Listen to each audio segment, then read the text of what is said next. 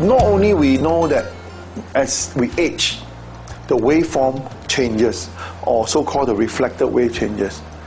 There is such a condition called central aortic pressure, which is the pressure at the root of the heart. The pressure at which, when the heart pumps, the blood comes out. Now, this central aortic pressure is very closely related to the stiffness of the artery.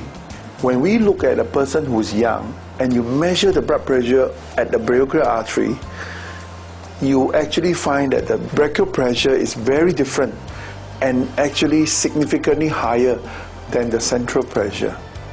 It can be as big as 30 millimeters mercury. But when we grow older, the brachial pressure and the central pressure comes closer. We also mean that the vessels get stiffer. And what is the significance of having central aortic pressure that is higher? There are big studies like the CAFE studies, the REASON study. All these studies have shown that different drugs can affect the central pressure differently. For example, in CAFE study, we have two groups of 2,000 over patients follow up for the next 5 years on the same blood pressure level that have been kept for 5 years.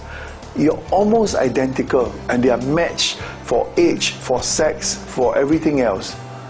But at the end of 5 years, the group that is treated with a certain drug called beta blockers has 23% more stroke and 30% more diabetics as compared to the second group.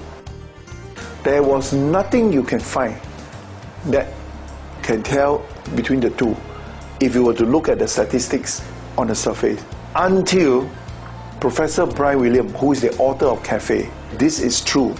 The central pressure is the one that you have to monitor, not the brachial pressure. So how does one measure the central pressure?